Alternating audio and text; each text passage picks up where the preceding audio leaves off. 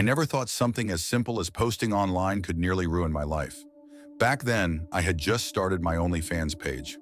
It was nothing crazy, just me sharing pictures, chatting with people, and making some extra money while I was in college. Most of my subscribers were harmless, sometimes even supportive, but there was one guy, one who stood out from the start. He went by the name Liam. At first, I thought he was just another dedicated fan. Every time I uploaded, he was the first to comment. He tipped more than anyone else, and he messaged constantly, sometimes sending paragraphs about how much he admired me. I brushed it off as flattery. But then, I noticed things didn't add up. He knew things I never mentioned online. Like one night, I posted a picture in a hoodie. The next morning, he messaged, "That's your campus hoodie, right? You must have just gotten back from the library." I froze. I had never said where I went to school. I never said what time I studied, but he knew. At first, I tried to convince myself it was a guess. Maybe I had slipped up somewhere, or maybe he recognized the logo. But his messages started to get darker. "You shouldn't walk home so late," he wrote once. "Anyone could follow you." The words made my stomach drop, because that same night, walking home from the library, I swore I heard footsteps behind me. Every time I turned, the street looked empty, but my chest was tight, and my instincts screamed I wasn't alone. Things escalated when the gifts started arriving. Small packages left outside my apartment door. No name, no return address. The first was a stuffed animal, a little teddy bear. I might have thought it was sweet until I noticed the smell. It reeked of cologne, someone's cologne. The next package had a handwritten note. "Now you'll never be lonely at night."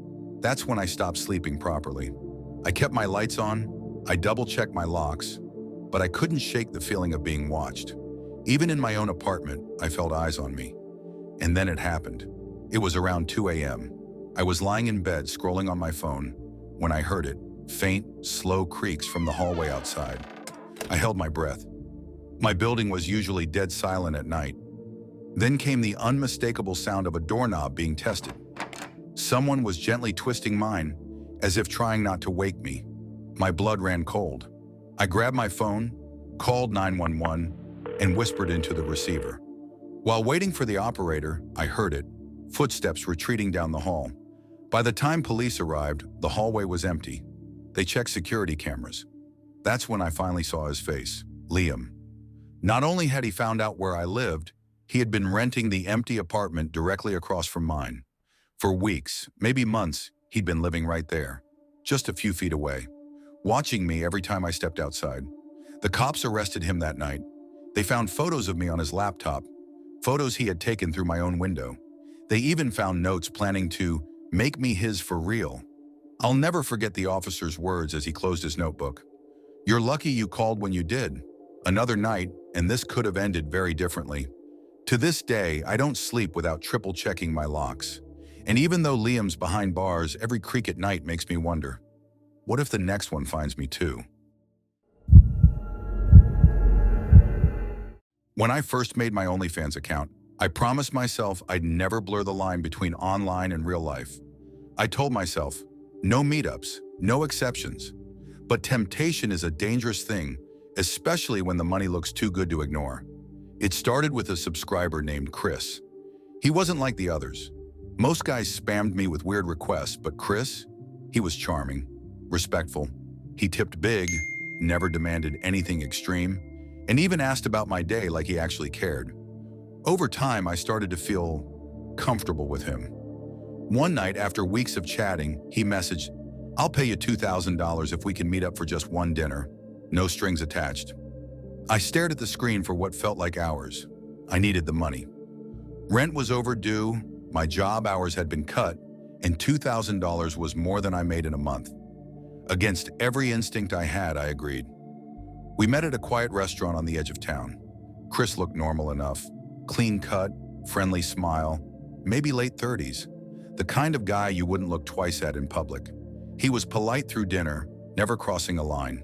By the time dessert came, I was actually thinking maybe I'd misjudged him. But then he said something that made my stomach tighten. "You're even prettier in person. Way better than when I watch you through your window." The words hit me like ice water. I froze, trying to process if I heard him right.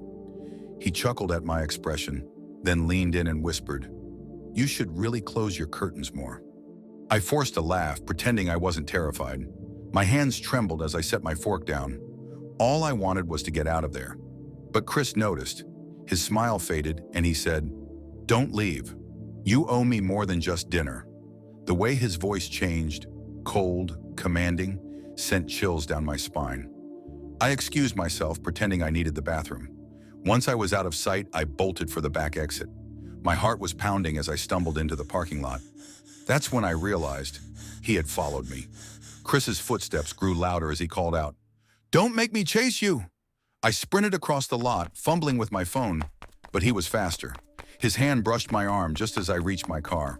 Adrenaline took over. I slammed my door shut, locked it, and shoved the keys in the ignition. He banged on the window, his face twisted with rage, shouting things I can still hear in my head. "You can't ignore me. You're mine now." I peeled out of the lot, shaking so badly I could barely keep the wheel steady.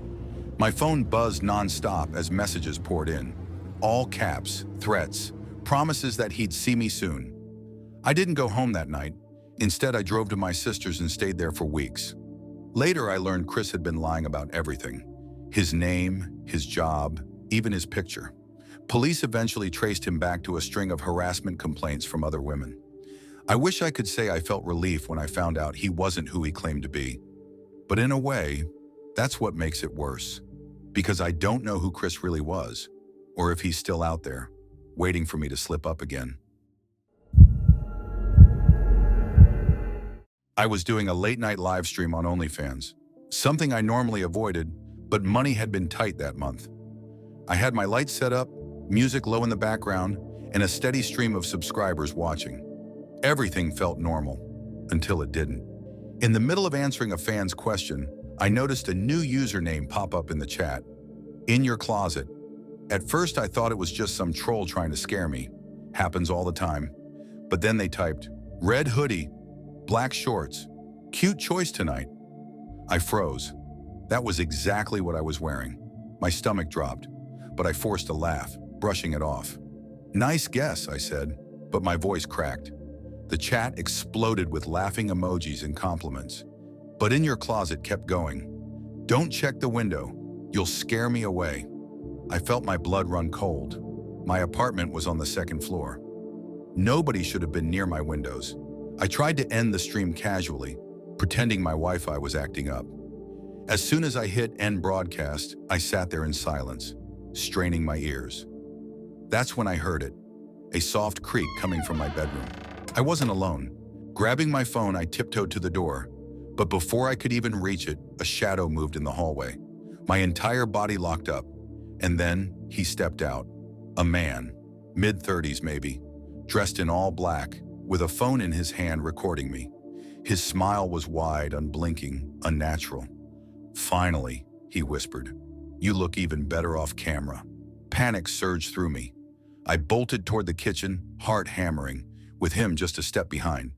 My hands shook as I grabbed the first thing I saw, a heavy cast iron skillet. When he lunged, I swung with everything I had.